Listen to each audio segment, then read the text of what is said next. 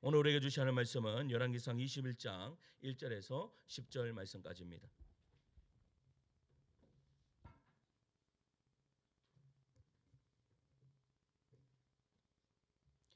열왕기상 21장 1절에서 10절 말씀까지 제가 한 절 읽고 성도님들 한 절 읽고 교독 활동하겠습니다. 제가 먼저 읽습니다. 그 후에 이 일이 있으리니라. 이스라엘 사람 나봇에게 이스라엘의 포도원이 있어 사마리아의 왕 아합의 왕궁에서 가깝더라.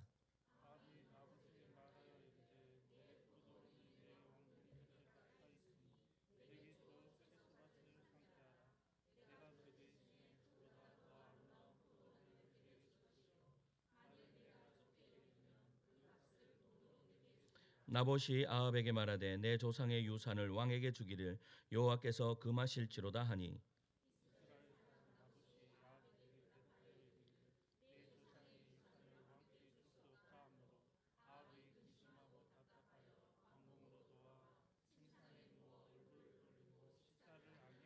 그의 아내 이세벨이 그에게 나와 이르되 왕의 마음에 무엇을 근심하여 식사를 아니하나이까.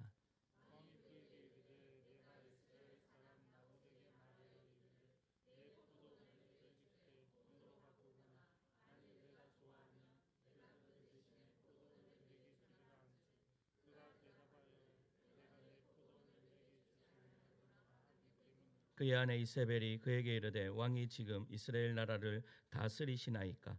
일어나 식사를 하시고 마음을 즐겁게 하소서. 내가 이스라엘 사람 나봇의 포도원을 왕께 드리니이다 하고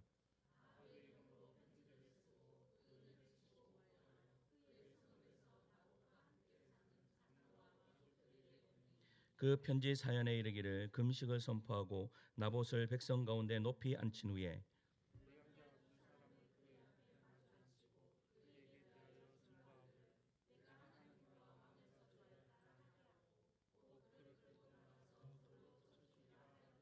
아멘. 이 시간 함께 한번 기도합시다. 하나님, 우리가 하나님을 예배하며 말씀을 드리려 합니다. 하나님, 이 말씀이 들려지는 은혜를 허락해 주시고 하나님 우리의 마음을 주장하여 주시옵소서. 하나님, 우리 안에 있는 하나님 정말 말씀을 듣지 못하게 하는 그러한 모든 세상의 걱정 근심을 다 내려놓게 하여 주시고 언제 하나님 앞에 집중할 수 있도록 전하는 자나 듣는 자나 하나님께 집중하는 은혜의 시간 될 수 있도록 역사해 달라고 한번 기도하며 나아갑시다. 기도합니다. 사랑하는 은혜가 원하신 아버지 하나님, 은혜를 감사합니다. 하나님, 우리의 마음을 주장하여 주시옵소서. 아버지 안에 분잡고 또 아버지 안에 나의 마음을 어지럽게 하는 하나님 모든 상황과 환경을, 그리고 또한 아버지 안에 이종의 마음을 하나님 주장하여 주시옵소서. 그래서 아버지 하나님 온전히 하나님 앞에 집중하는 그런 은혜의 시간 되게 하여 주시고 아버지 하나님 분산한 그런 모든 마음들이 이 시간에 보혈의 피로 아버지 다 씻김 받고 언제나 하나님의 말씀에 집중할 수 있도록 주여 인도하여 주시옵소서. 하나님의 말씀을 듣기를 소망합니다. 하나님 이 정도 오늘 이 말씀 속에서 하나님의 음성을 듣기를 소망합니다. 하나님 말씀하여 주시옵소서. 하나님 주의 종들이 그 말씀 앞에 집중하며 나아가는 은혜의 시간 되기를 소망합니다. 하나님 함께하여 주시옵소서. 감사드리며 예수님의 이름으로 기도드립니다. 아멘. 할렐루야. 우리 자유에 계신 분 인사하시겠습니다. 보고 싶었습니다. 우리 앞뒤로도 우리 박현수 성도님 오늘 참 오랜만에 오셔서 안 그래도 아름다우신데 참 잘 오셨습니다. 사랑하는 성도 여러분, 그림을 하나 보여드리겠습니다. 이 그림이 무엇을 이야기할까요? 한번 그림 한번 보여주시겠어요? 이런 그림 보신 적 있습니까? 잘 안 보여요. 눈이 안 좋아서. 네? 여러분 이 그림은요 책의 제목입니다. 책의 제목인데 사람에게는 얼마나 많은 땅이 필요한가라는 책의 제목입니다. 그러니까 러시아의 대문호였던 이 톨스토이의 쓴 이 단편 소설 중에 여러분 사람에게는 얼마나 많은 땅이 필요한가라는 이제 이야기를 들으면요 분명히 아는 이야기입니다. 어떤 이야기인가 하면 한 농부가 있었습니다. 그 농부에게도 충분한 땅은 있었습니다. 자기가 먹고 살 그러한 땅이 있었다라는 거예요. 근데 먹고 살 만한 땅이 있는데 한 지주가 이 농부에게 와서 이렇게 이야기해서 내가 너에게 땅을 더 줄 테니까 네가 오늘 네가 걷는 그 모든 땅을 너에게 줄게. 그런데 언제까지 돌아와야 되는가 하면 저녁까지는 돌아와야 돼. 이렇게 이야기합니다. 그때 이 농부가 어느 정도 딱 가서 돌아오려고 하는데 조금은 더 갈 수 있을 것 같은 거예요. 그래서 조금 더 갔습니다. 그리고 또 생각해 보니까 저기 보니까 돌아갈 곳이 보이는 거예요. 조금만 더 가자. 조금만 더 가자. 조금만 더 가자. 어떻게 되었을까요? 그 사람은요, 돌아오다가 쓰러져 죽고 말았습니다. 그에게 필요한 땅은 그가 죽음에 쓸 묘지 한 2평에 불과했다라는 것입니다. 이 짧은 이야기는요, 우리에게 강한 울림을 줍니다. 사람의 마음속 욕심은요, 처음은 작게 시작한다라는 것이죠. 멈추지 않고 커져서요, 결국은 파멸에 이르게 한다라는 것을 오늘 이 이야기는 우리에게 지금 이야기하고 있는 거예요. 오늘 본문에 보면요, 같은 그림에 등장합니다. 아합은요, 이미 왕궁과 넓은 땅을 가지고 있었던 그런 왕입니다. 근데 왕궁 옆에 작은 포도원이 하나가 딱 보이는 거예요. 포도원을 보니까 너무나 탐이 나는 거죠. 그저 그 포도원을 없애고 나물밭을 쓰고 싶다는 이 단순한 마음이 아합의 마음에 훅 들어옵니다. 하지만 여러분, 그 사람에게 가서 내가 이야기를 했더니 거절당하자 어떻게 하는가 하면 그 땅에 집착하고 말아요. 마침내 살인과 강탈이라는 죄로 이어지게 되는 것이죠. 하나님께서는요, 그 일로 통해서 아합의 집안에요, 무서운 심판을 내리십니다. 사랑하는 성도 여러분, 이 말씀을 통해 하나님께서 우리에게 들려주시는 음성이 무엇입니까? 욕심이 어떻게 시작되고 어떻게 자라나며 그리고 어떻게 멸망으로 이어지는지 성경은 오늘 아합의 이야기를 통해 우리에게 경고하고 있는 겁니다.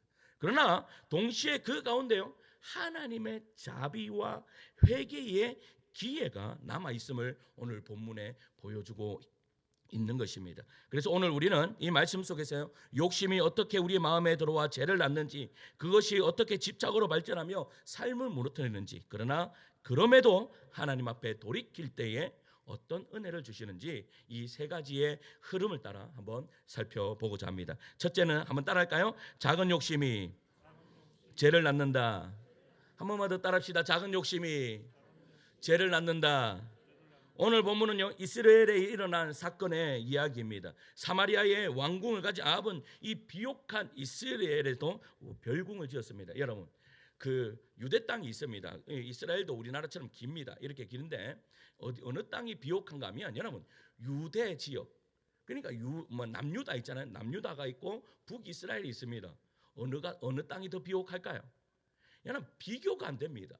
남유다 땅은요, 남유다는 BC 586년에 망하고 북이스라엘은 BC 722년에 망해버립니다. 더 빨리 망하죠. 이스라엘이요. 그런데 북이스라엘이 더 빨리 망합니다. 그런데 어느 땅이 더 비옥한가? 어느 땅이 더 잘 사는가? 비교가 안 됩니다.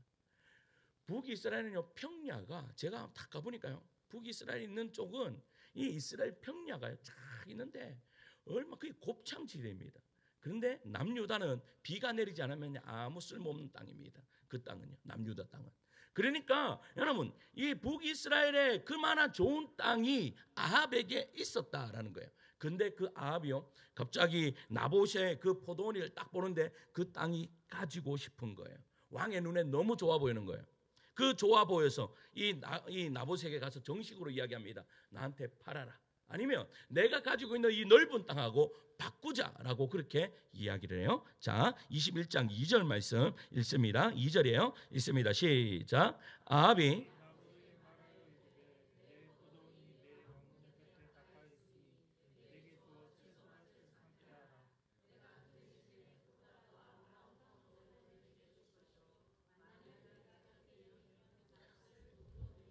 지금 뭐라고 이야기하고 있는 거예요?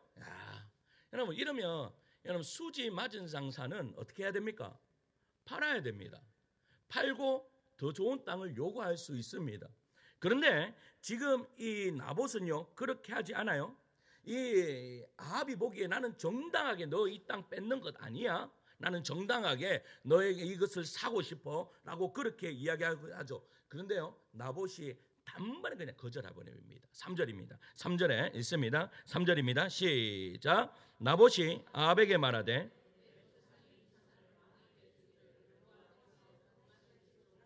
아멘. 여러분, 누가 금하는 일이에요?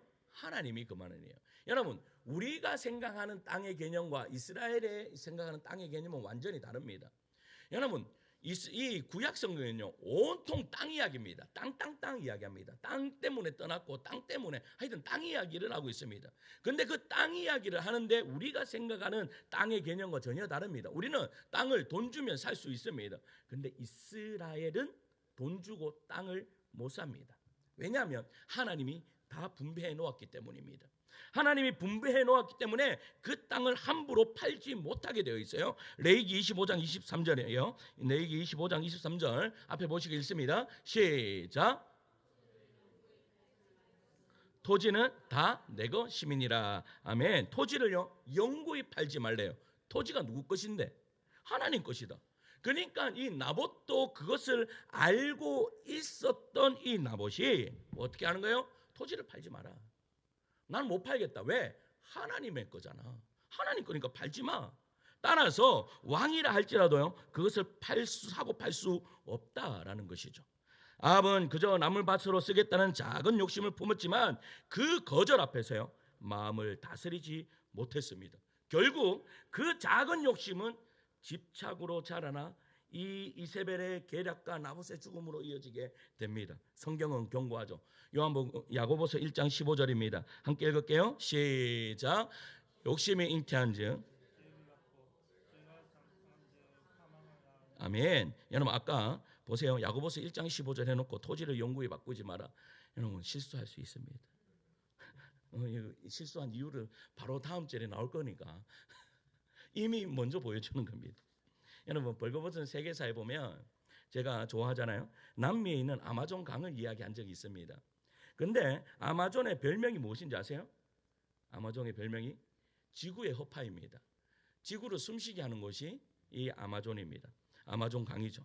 이 말은요 상징적으로 많이 사용되지만 실제로는 산소 생산보다는 이산화탄소를 저장하는 것, 이산화탄소를 막 머금고 있는 것, 여러분 그리고 생물의 다양성, 기후 조절 등의 역할을 한다라고 합니다.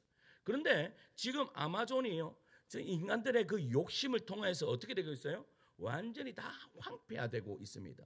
그런데 어떤 학자들은 이렇게 이야기합니다. 지구의 온난화의 거의 한 50%를 차지해 50% 60% 거의 차지하는 것이 이 아마존의 그 개발 때문이다라고 그렇게 이야기를 하는 거예요. 그러면서 여러분 이 대기가 기후가 온난화가 일어나고 그 온난화로 통하여서 그것이 전 세계에 미친다라고 그렇게 이야기해요. 그런데 그 인간들의 개발에도 문제가 있지만 또 한 가지 문제가 산불이라는 것입니다. 한번 불이 났다 하면 이 아마존에 엄청난 산불이 나는 거예요. 엄청나게. 그러니까 제대로 끄지도 못해요. 그러니까 한번 불이 나면 어떻게 해요? 서울에 6배, 7배의 그런 모든 건 불이 난다라는 사실이죠. 그런데 그 큰 불이 어디에서부터 나요? 작은 불씨부터 시작한다라는 겁니다. 작은 불씨부터. 여러분 우리의 마음도 그렇잖아요. 우리의 마음도 여러분 섭섭한 게 일어나고 또 힘듦이 일어나고 막 이러면 큰 것부터 그렇습니까? 안 그렇습니다. 작은 것에서 내 안에 막 싹 트는 거예요. 싹 트는 거예요. 그럴 때 여러분 어떻게 해야 되겠습니까? 여러분 우리의 마음속의 욕심도 이와 같습니다. 작은 불씨 같아 보이지만 그것이 자라면 가정을 태우고 관계를 무너뜨리고 믿음까지 불태워버립니다. 하나님께서요 이스라엘 백성에게 땅의 유업으로 주시고 함부로 사고 팔 수 없게 하신 이유가 무엇입니까? 그 모든 것은요 다른 이유가 아닙니다. 이스라엘 모든 사람은 땅을 가지고 그 땅을 가지고 행복하게 살 권리가 있다라는 거예요. 그렇기 때문에 너희들은 땅을 함부로 팔지 말고 돈 있는 자들이 그 모든 땅을 사도록 그렇게 만들지 마. 아무리 가난한 자들이라도 그 땅을 가지고 먹고 살도록 그렇게 만들어줘야 돼. 이것이 뭐예요? 하나님의 법칙이었다라는 겁니다. 그러니까 우리 그리스도인들도 마찬가지입니다. 우리들도 마찬가지입니다. 여러분 남의 것을 빼앗음으로 통해서 내가 잘 되는 것 여러분 안 됩니다. 그리고 남을 불행하게 하면서 나는 행복해진다? 아닙니다. 여러분 우리가 세상에 보면요 모든 세상의 법칙이 그렇습니다. 남이 불행해야 내가 좀 더 행복해집니다. 여러분 그중에 대표적인 입시입니다. 요즘에 우리 입시를 놓고 내가 기도 많이 하는데요. 입시를 놓고 기도하는데 그래요. 요즘에 입시가 뭐예요? 다른 아이들 보면 내가 잘해야 내가 잘 되는 거예요. 저는 그거 아니라고 생각합니다.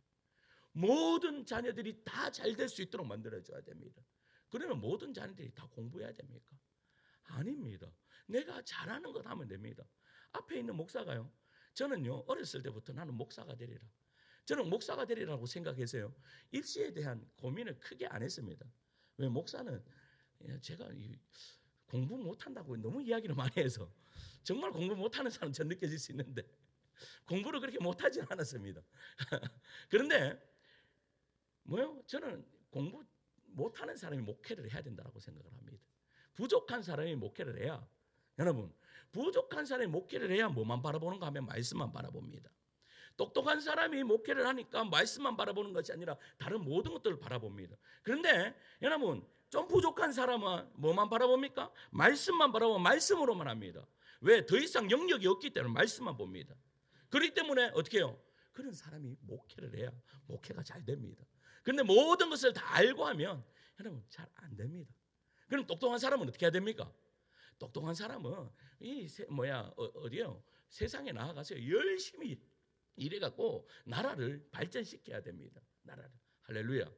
여러분, 우리 입시를 앞둔 우리 친구들이 있습니다. 기도 많이 해주시기 바랍니다. 이 자녀들이 여러분 정말 좋은 대학, 아니 정말 좋은 대학보다 더 좋은 거는 이 자녀들이 원하는 대학, 그리고 또 하고 싶은 대학, 그 학교에 딱 들어갈 수 있도록 기도 많이 해주시기 바랍니다. 그러니까 이유는 다른 것이 아니에요. 왜 팔지 말라라고 이야기했는가? 모든 사람들이 다 행복해야 하기 때문에. 여러분, 그러므로 성도의 행복은 큰 소유에서 오지 않습니다. 하나님이 내게 주신 작은 축복을 감사하며 지키는 것이 참된 행복이죠. 여러분, 내가 많이 가지면 내가 행복할 것이다. 여러분, 절대 그렇지 않습니다. 이것은 진리이죠. 내가 없는 가운데서도 행복할 수 있는 것, 그것이 참 행복이다. 사도 바울은 이렇게 이야기합니다. 빌립보서 4장 11절을 읽을까요? 빌립보서 4장 11절입니다. 시작. 내가 궁핍함으로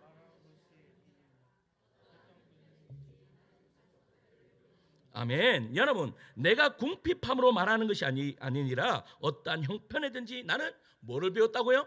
자족하는 마음을 배웠다. 할렐루야. 여러분, 아합도 인간이기에 욕심이 일어날 수 있습니다. 그러나 나보시오. 뭐라고 이야기해요? 하나님이 그렇게 하지 말라고 하셨지 않습니까? 여러분, 그 이야기를 들었을 때 여러분, 이 아합이 어떻게 해야 되겠습니까?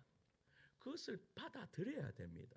하나님이 말씀하셨잖아요 라고 하면 그 마음을 받아들여야 되는데, 우리 인간에게 있는 이 욕심이라는 이 도구가 그게 그렇게 잘 됩니까? 안 됩니까? 잘 안 됩니다.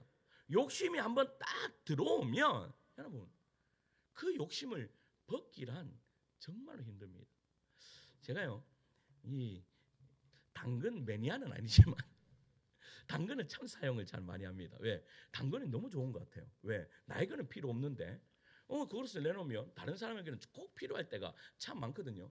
그래서 우리 교회 대부분의 여러분 고가의 물품 같은 경우는 다 당근입니다. 대표적인 게 우리 그 카페에 가 보시면요, 냉장고가 얼마나 예쁜지 모릅니다. 모든 사람들이 오면 냉장고가 너무 예뻐. 당근입니다. 근데 제가요 하루는 우리 뒤에 이 처마를 하신 거 보셨습니까? 예, 처마가 너무 예쁘게 잘 되었습니다. 비도 오는데도 안 맞고 너무나 좋은 공간이 됐는데, 그 공간에 겨울쯤 되면 거기서 우리 성도들하고 고구마를 좀 구워 먹었으면 좋겠다, 그런 생각이 드는 거예요. 그래서 딱 했는 게 뭔가 하면, 뭐를 받는가 하면 그 난로 있잖아요. 가정에 그 무슨 난로라 합니까? 그렇지, 화목난로를 이런 거를 딱 봤습니다. 그런데 참 멋진 게 딱 나왔어요. 멋진 게 나가지고 딱 갔습니다. 갔는데 그 화목난로가 녹이 좀 많이 썰었는 거예요. 이것을 가지고 가면 우리 박 지사님이 일주일 내도록 갈아도 이거 못 갈겠는 그런 생각이 드는 거예요. 그런데 마침 그 화목난로를 또 사러 온 2개가 있었는데, 우리가 먼저 1개를 선nhập 했고 그 옆에 거를 사러 온 사람이 갑자기 이게 우리께 더 마음에 든다라고 하면서 기다리고 있는 거예요. 여러분, 그러면 사야 됩니까? 안 사야 됩니까? 사야 될까? 안 사야 될까요? 여러분, 옆에서 이게 더 좋다라고 이야기해요. 그리고 이거는 내 물건이에요. 내가 사면 되는 거예요. 그런데 한편으로는 뭐예요? 박 지사님이 억수로 고생을 많이 하실 것 같아요. 이걸 어떻게 하나? 제가 어떻게 했을까요? 포기를 했습니다. 포기를 했습니다. 이 사람 드리라고 포기를 했습니다. 근데 딱 돌아오는데요. 야, 전사님이 이렇게 이야기하는 거, 목사님 그걸 어떻게 포기할 수 있어요? 야, 목사님 대단하십니다. 왜? 이게 물건이 좋고 나쁘고가 아니에요. 지금 제가 이야기하는 것은요, 사람의 욕심이라 하는 거예요. 그거예요. 남들이 가지고자 하면요, 어떻게 해요? 나는 내가 더 가져야 되는 거예요. 남들이 이거 가지려고 하고 나도 가지고 싶어요. 포기할 수 있겠습니까? 여러분, 포기해야 되는 것이, 여러분, 제가 사랑하는 마음으로 그분에게 포기했습니다. 그런데 그거 포기할 수 있어요? 이게 사람은 포기하지 못해요. 그런데 포기하라라고 말씀해요. 지금 아합에게 말씀하시는 것이 그거예요. 나한테 크게 필요는 없거든요. 그리고 그거 가지고 가면 한 영혼이 죽을 때까지 막 사포질 하셔야 되거든. 여러분, 그거 야 되겠나? 아, 포기하자. 여러분, 그러니 아합이요 그랬어야 되는 거예요. 아합이 그거 가지고 싶었죠. 여러분, 눈에 보니까 와, 이거 너무 가지고 싶어요. 너무 가지고 싶어요. 그런데 중요한 것은 가지고 싶을 때 그냥 한 번만에 가지면 여러분, 그거 별로 맛이 없습니다. 아, 이거 그냥 그 포도밭은 몇 주 가지 않아서 풀밭이 되고 말 겁니다. 그런데요, 가지지 못할 것 같다가 가지지 못할 것 같다가 가지면 그때부터 어떻게 해요? 그 땅이 소중하게 더 가지고 싶은 그런 충동을 느끼게 되는 것이죠. 아합이 그랬다라는 거예요. 아합이. 그러나 보세요, 그것을 놓을 때에 은혜가 임합니다. 욕심이 내가 들 때에, 그것을 놓을 때에 여러분, 내 마음에 평안이 드는 은혜의 역사가 이루어지는 것이죠. 그리고 그것을 놓을 때에 우리가요, 제3자의 위치에서 그 상황을 정확하게 볼 수 있습니다. 욕심이 들어간 이상 절대 여러분 그 상황을 정확하게 보지 못합니다. 정확하게. 그러니까 어떻게 해야 되겠어요? 그 상황을 벗어나야 되는 거죠. 둘째는 여러분 보세요. 이 욕심이 계속 들어오면요, 마지막 둘째는 어떤 일이 벌어지는가 하면 집착이 일어난다는 거예요. 집착은 결국 파멸을 부르는 것이죠. 집착이 온다는 거예요. 아합은 나봇의 단호한 거절 앞에서요 크게 낙심하고 4절에 이렇게 이야기합니다. 4절입니다. 4절 읽을게요. 이스라엘 시작. 이스라엘 사람 나봇이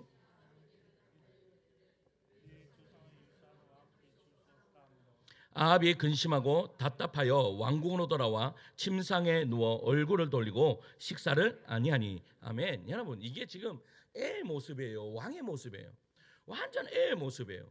머리로는 지금 이 상황이 무슨 말인지 아세요? 머리로는 옳다라는 것을 아는 거예요. 머리로는 아는데 지금 그것이 가지고 싶어서 막 어떻게 해요? 안에 막 이 불이 나는 거예요. 불이 나는 거예요. 안에 불이 나니까 어떻게 해요? 어떻게 하지도 못하고 그냥 뒤집어 누워서 자고 있는 거죠. 자려고 막 안간힘 쓰는 겁니다. 근데 이게 무슨 행동이에요? 지금 나를 충동하는 것이 아니라 옆에 있는 사람을 충동하는 그런 행위라는 사실이에요. 내가 어떻게 해요? 내가 그냥 내가 만약 그랬어도 내 마음을 다스리기 위해서는 어떻게 됩니까? 일반적인 생활을 해야 됩니다. 그런데 뭐예요? 지금 이 아합이 누구 보라고? 자기보다 더 똑똑한 사람이 있거든요. 똑똑한 사람 보라고 지금 이 행동을 하는 거예요. 나보다 더 현명한 사람이 있거든, 내 옆에. 그 사람이 누구예요? 아내예요. 아내라는 이름의 이세벨이라요. 이세벨이 딱 있으니까 내가 요러고 있으면 분명히 이세벨이 와서, 내 아내가 와서 이 문제 지가 어떻게 해요? 지 손에 피 묻혀가면서 지가 다 알아서 할 거야. 이것을 누가 지금 짐작하는 거예요? 왜 한평생 그렇게 살았거든요. 이 아합이 언제나 문제를 발생하면 지는 마음만 골고 고는 이 마음만 괴로운 그런 모습만 보여주면 이세벨이 다 해결해 줬거든. 그러니까 지금도 마찬가지예요. 지금도 고민하고 있으니까 머리 덮어 쓰고 있으니까 이세벨이 와서 이야기합니다. 무슨 일이냐고. 그러니까 이야기를 쭉 해요. 그 나봇에 밭이 있는데 내가 좀 사고 싶었는데 안 판다 하더라. 그러니까 이세벨이 어떻게 합니까? 바로 머리가요. 이 이세벨은 여러분 죄 짓는 데는 1등이에요. 죄 짓는데 머리에는요 엄청 빨라요. 머리 회전이 너무 빨라고 바로 어떻게 해요? 장로들과 또 여러분 거기에 있는 기인들을 보냅니다. 뭐라고 보내는가 하면 가서 그 지역에 가서 이 나봇이 뭐 했다? 왕과 하나님을 어떻게 해요? 저주했다. 왕과 하나님 앞에 그 잘못을 저질렀다라고 뭐야? 소문을 퍼뜨려라라고 그렇게 해요. 소문을 퍼뜨리니까 어떻게 됩니까? 돌에 맞아 죽었다라고 말씀합니다. 자, 13절 말씀. 13절을 읽습니다. 13절에요. 시작. 때에 불량자 두 사람이 들어와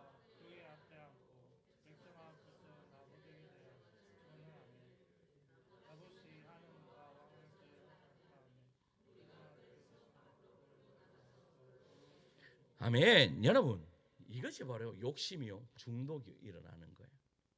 한번 마음에 들어오면요 이것이 쉽게 뿌리 뽑히지 않습니다. 여러분 여러분 알코올 중독자들 보세요. 알코올 중독자들이요. 여러분 자기도 나 이거 마시면 안 돼. 알까요 모를까요? 압니다. 제가 예전에도 이야기했지만 제가 예전에 있던 교회에서 여러분 새벽 기도를 하루도 빠지지 않는 한 50대 아저씨가 있었습니다. 제가 한 20년 전이니까요. 그냥 아저씨고 이제 저는 그때는 청년이었으니까. 그런데 하루도 안 빠지고 새벽에 나오는 거예요. 이분 참 신앙이 좋다 이렇게 생각이 들었습니다. 그런데 한 달이 딱 지났는데요. 그 앞에 그 편의점이 있었습니다. 편의점 앞에 술을 드시고요. 막 안에 쓰러져 계시는 거예요. 알고 보니까 뭐예요? 알코올 중독자였어요. 그냥 병원에 있으니까 뭐 술을 안 마시니까 계속 왔는데 병원은 이제 술을 안 마시고 자기는 나았다라고 생각하고 이제 이분들이 나와서 어떻게 이제 원룸을 하나 얻으려고 사는데 하루도 안 가는 거예요. 하루도 중독이라 하는 것이 그렇게 무섭습니다. 근데 보세요. 욕심이라는 중독도 무섭습니다. 그 욕심이 내 안에 딱 들어오면 이것은 무조건 가져야 됩니다. 나한테 필요 없는데도 가져야 됩니다. 나한테 전혀 필요가 없습니다. 전혀 필요가 없는데도 그것을 가지려고 하는 그 마음, 여러분, 그 마음이 곧 지옥입니다. 그러니까 어떤 일이 벌어져요? 나봇을 죽이는 데까지 이르게 된다라는 사실이죠. 여러분, 문제는요 거기서 끝이지 않습니다. 장로들과 기인들이 여러분 만약에 이런 하나님 법을 어기는 겁니다. 알았다면 어떻게 해야 될까요? 침묵해야 될까요? 이야기해야 될까요? 이야기하지. 요때는 정답을 이야기하셔야 됩니다. 요때. 여러분 뭐예요? 잘못된 것이 있으면 그것은 분명히 잘못되었다라고 이 장로들과 기인들이 이야기를 해야 되죠. 그런데 지금 뭐 하고 있는 거예요? 침묵하고 있는 거예요. 침묵하니까 어떤 일이 벌어져요? 그냥 어떻게 해요? 그 일이 벌어지고 마는 거예요. 여러분 우리나라에도요 교회의 역사에서 이와 동일한 장면이 있습니다. 일제강점기에요 일본이요 신사참배를 요구합니다. 신사참배가 뭡니까? 천황을 숭배하는 겁니다. 우상 숭배입니까? 아닙니까? 우상 숭배입니다. 그러니까 이 일본에서 뭐요? 우리나라에 뭐를 요구하는 거예요? 지금 한국교회에 신사참배해라. 이것은 국민의 의례이다라고 하면서 그렇게 국민의식이라고 교묘하게 속여서 그 신사참배를 요구했다라는 것입니다. 그래서요 1938년 대한예수교 총회에서요 일본은 총회에 강한 압력을 가하죠. 그 결과 다수가요 뭐요? 이것은 국민 의식이다라고 하면서 그것을 받아들입니다. 그래서 꽝꽝꽝 쳐요. 그때요 보세요 소수들은 어떻게 했을까요? 아니오라고 외쳤습니다. 선교사들도 아니오라고 외쳤습니다. 작은 소수인들 그리고 주기철 목사님 같은 경우는 뭐예요? 아니다라고 계속 외쳤습니다. 그러나 소수는 받아들여지지 않아요. 다수가 그렇게 손을 들었기 때문에 그것이 통과되고 말았어요. 그 결과 한국교회는요 깊은 상처를 입었습니다. 어떤 신학자들은요 그렇게 이야기합니다. 그 신사참배의 결과를 통해서 유교가 왔다라고 이야기하는 사람들도 있습니다. 왜? 그 우상숭배의 결과가 어떻게 해요? 우리나라에 이렇게 뼈아픈 결과를 가지고 왔다라고 이야기하는 사람들도 있습니다.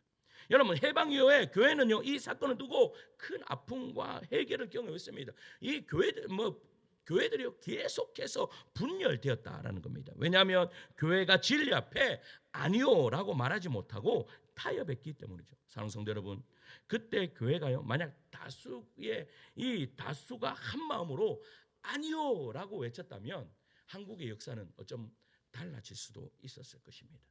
그러나 소수만 외치고 다수는 침묵하거나 동조했을 때 그 죄의 결과는 교회 전체의 부끄러운 상처로 남았다라는 것이죠. 바로 이것이 불의 앞에서 침묵하는 것이 얼마나 큰 죄임을 이야기하고 있는 역사적 교훈이다라는 겁니다. 아합의 집착은 나봇의 죽음에 이어져서 결국 아합 집안의 몰락을 가져옵니다. 아합과 이세벨의 비참한 죽음을 마주했고 나봇의 죽음 앞에서 침묵했던 이스라엘 장로들과 기인들 모두가 심판을 면치 못했다라는 겁니다. 작은 집착 하나가요, 개인만이 아니라 공동체 전체를 파멸로 몰아넣었다라는 겁니다. 상성도 여러분, 우리의 마음속에 이런 집착이 없습니까? 작은 욕심의 마음을 붙잡으면 그것이 곧 삶에 마비시키고 결국 죄로 발전합니다. 여러분, 마음을 넓게 가지시길 바랍니다.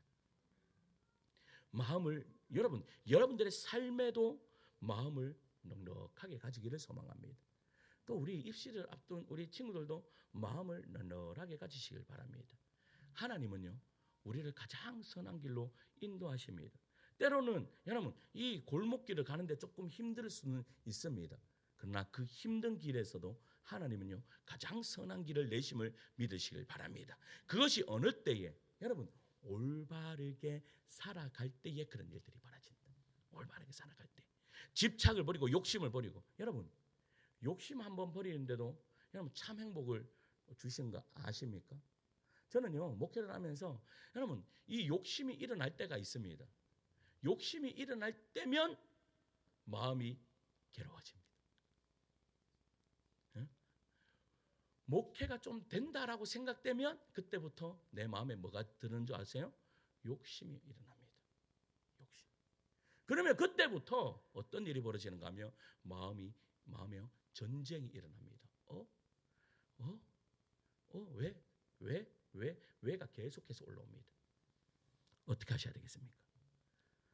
여러분 어떻게 하셔야 될까요? 그 욕심을 내려놔야 됩니다.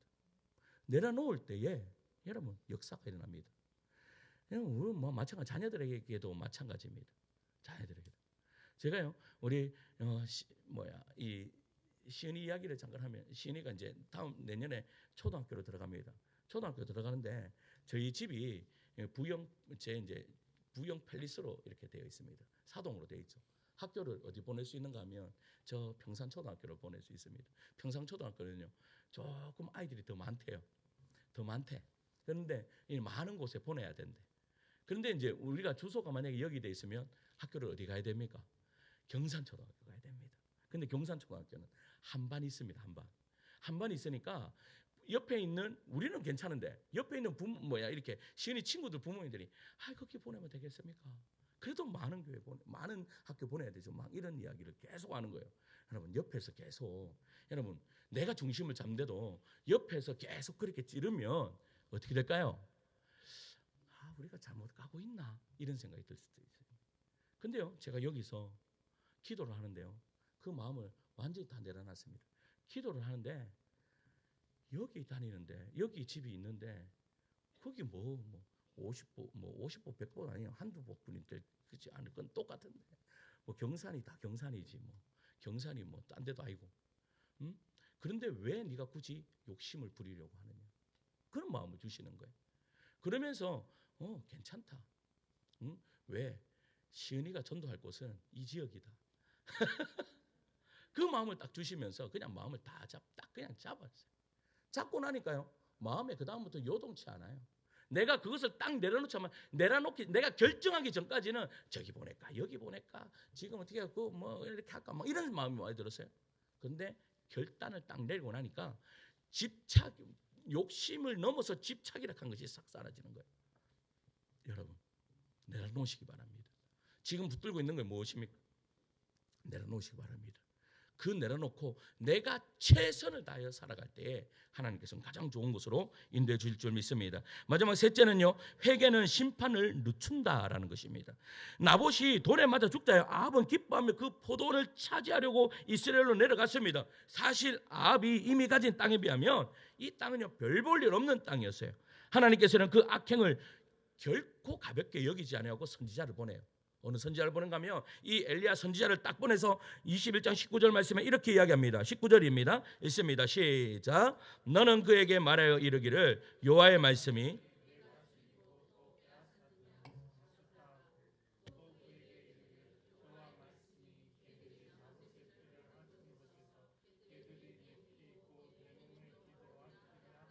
아멘. 여러분, 그러니까 엘리야가 바로 책망하는 거예요.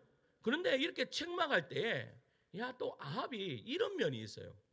이 듣자마자 아합이 변명하지 않고 그냥 25절에 보면 이렇게 27절에 보면 이렇게 이야기해요. 27절 보세요. 27절 함께 있습니다. 시작. 아합이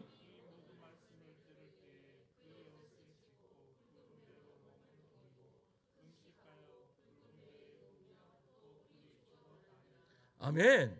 여러분 지금 그 경고의 메시지를 듣자마자 어떻게 했다고 이야기해요? 그가 겸비하는 태도로 회개하면서 주님 앞에 뭐 절대적인 회개인가는 잘 모르겠어요. 아합이 마지막에는 별로 좋지 않았기 때문에. 그런데도요, 보세요.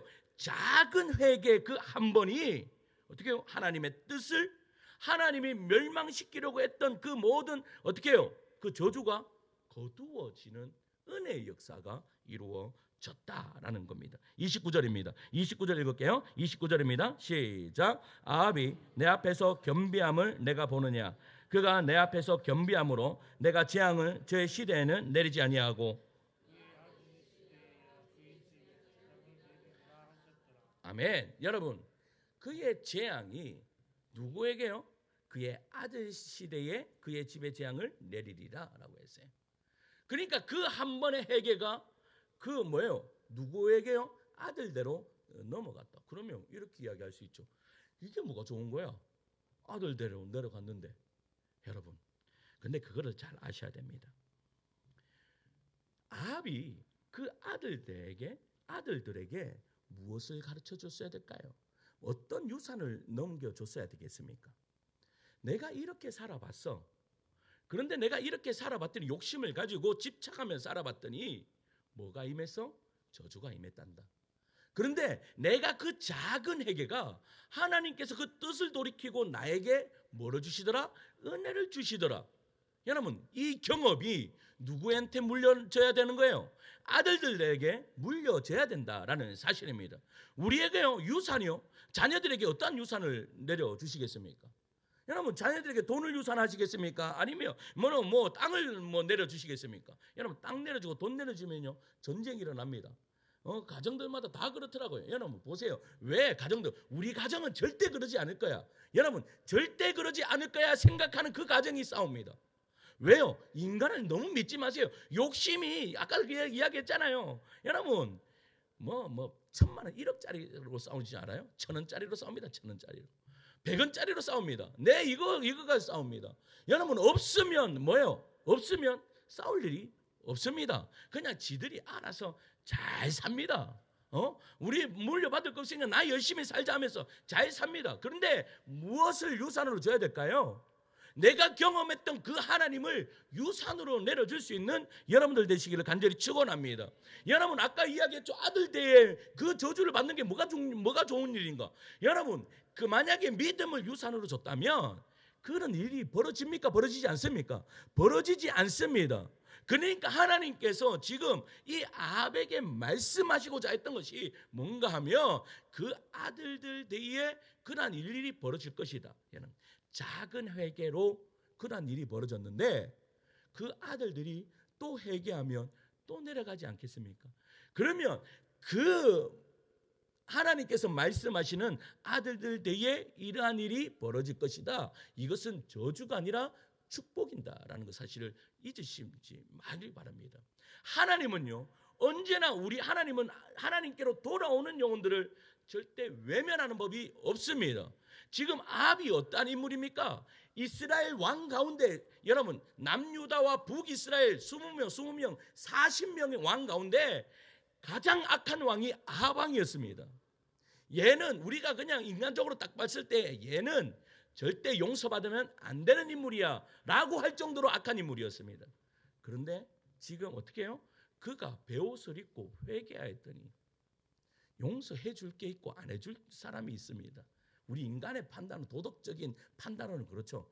야, 이 정도는 용서해줘도 괜찮아. 그런데 이 정도는 절대 안 돼. 근데 이 정도는 또 안 돼라고 하는 그 사람이 그렇게 회개했더니 어떤 일이 벌어져요? 용서해 주시는 은혜의 역사가 이루어졌다라는 사실입니다. 여러분, 1907년에요. 평양 대부흥의 운동이, 여러분, 거대한 기도의 운동이 일어났습니다. 많은 성도들이요, 여러분, 그 교회에 가득 메워졌습니다. 근데 가득 메워졌는데 여러분, 그런 경험이 있습니까?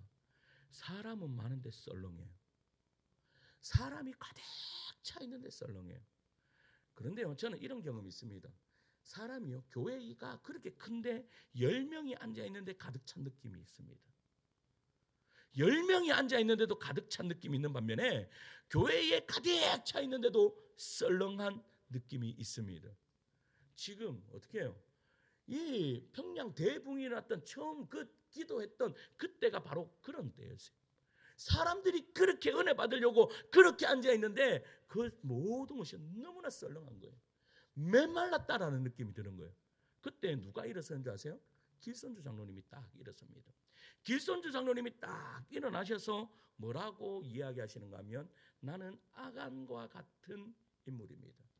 친구가 나에게 맡긴 그 돈을 빼돌린 죄를 지은 아간과 같은 인물입니다. 회개의 운동이 일어났습니다. 여러분, 그 작은 회개가, 여러분 보세요. 길선주 장로님이라면 그 앉아있던 성도들이 뭐라고 생각했을까요? 야, 저 장로님 참 멋진 분이다. 저 장로님 참 은혜로운 분이다. 그런데 그 은혜로운 분이 지금 뭐 하고 있는 거예요? 나도 당신들과 똑같은 죄인입니다. 그랬더니요, 여기서 저기서 눈물이 펑펑 터져 나오는 거예요. 여러분, 회개 운동이 그렇게 텅텅 퍼져 나오니까 그때부터 여러분 부흥이 시작했다라는 것입니다. 사랑하는 성도 여러분, 회개가 일어나는 것이 부흥이 일어납니다. 믿으십니까? 여러분, 진정한 회개가 있는 그 교회가 역사가 일어납니다. 여러분, 한국 교회가 왜 계속해서 쪼그라들고 있습니까? 한국 교회가 왜 계속해서 여러분 작아지고 연약해지고 그렇게 되고 가고 있습니까?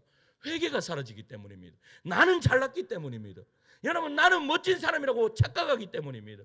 절대 그렇지 않습니다. 우리는 하나님 앞에 서면 여러분 다 50보 100보입니다. 아무리 여러분 거룩해 보이는 목사라도 하나님 앞에 딱 빨개 벗겨 놓으면 여러분들이나 저나 뭐가 다른 게 있을까요? 동일합니다. 저도 죄인입니다. 아무 쓰잘데기 없는 죄인입니다. 그냥 뭐 이것만 봐도 얘는 눈빛만 봐도 안다는데, 눈빛만 봐도 얘는 죄인인 거예요. 그때요, 우리가 일어날 것이 무엇입니까? 여러분, 눈물을 흘리셔야 됩니다. 오늘 우리 지사님 기도하시는데 눈물을 흘리며 기도하시는데, 이 눈물의 기도가 살아있는 교회가 부흥되는 은혜의 역사가 이루어집니다. 이 눈물이 회복되는 여러분들 되시기 바랍니다. 눈물이 안 나십니까? 눈을 찌르고서라도 흘리시기 바랍니다. 왜냐? 여러분, 그래야 우리의 영혼이 살게 되는 은혜의 역사가 일어납니다. 우리 다음 주가요, 우리 2주년입니다. 벌써 2년이라는 시간이 흘렀습니다. 와, 시간 참 빠르죠. 2년이라는 시간이 지났어요. 그런데 2년이라는 시간이 딱 지나고 보니까, 야, 정말로 여기 딱 서서 기도하시는 우리 집사님들 보면요, 지금도 그 은혜가 있지만 눈물로 기도하지, 눈물이 빠진 기도가 없었어요. 그냥 여기에 서고만 있으면 눈물을 흘러요. 저는 그 눈물의 기도를 보면서 생각했습니다. 아, 우리 교회는 희망이 있는 교회구나. 그래서 오늘 우리 집사님이 기도를 딱 하시는데 그런 생각이, 우리 청년들도 기도를 시켜야 되겠다. 나중 가서는 저 주일학교 아이들까지도 기도를 시켜야 되겠다, 이런 생각이 드는 거예요. 왜요? 그들도 이 자리에서, 우리 청년들도 이 자리에서 좀 눈물을 맛봤으면 좋겠었어요. 그러기 위해서는요, 다른 것 아닙니다. 우리 선배님들이 이곳에서 눈물을 펑펑 흘리시길 바랍니다. 그냥 하나님 나 긍휼히 여겨달라고 펑펑 우시길 바랍니다. 그럴 때에 하나님께서 우리의 모든 상황과 환경을 뛰어넘어서 우리를 긍휼히 여겨주시는 거예요. 다른 거 필요 없습니다. 여러분 자녀들 잘 되기를 원하십니까? 하나님 우리 자녀를 긍휼히 여겨달라고 기도하십시오. 그러면 하나님께서 그 자녀를 살려주실 것입니다. 살려주실 뿐만 아니라 하나님께서 책임져 주심을 믿으시길 바랍니다. 그게 저입니다. 저 그래도 뭐 이렇게 보시기에 그래도 잘 크지 않습니까? 저 우리 어머니가 하신 기도뿐이 없었습니다. 하나님 저 아들 살려주시옵소서. 나와 동일한 인생 말고 하나님께서 쓰는 그런 종대가 해 주시옵소서라고 기도하셨습니다. 그래서 제가 이 자리에 있는 것입니다. 여러분 그 눈물의 기도가 이 아합을 다시 살게 했듯이 우리 성도님들도 여러분 욕심 그리고 집착 이 모든 것을 버릴 수 있는 비결은 회개이고 눈물입니다. 그래서 교회에 나와서 하는 것이 무엇이겠습니까? 그것을 깨닫는 것입니다. 내가 지금 어떤 욕심을 가지고 있는가? 어떠한 집착을 가지고 있는가? 하나님 그거 내려놓고 내가 하나님 앞에 내가 회개하고 나를 긍휼히 여겨달라고 기도하는 사람 되겠습니다.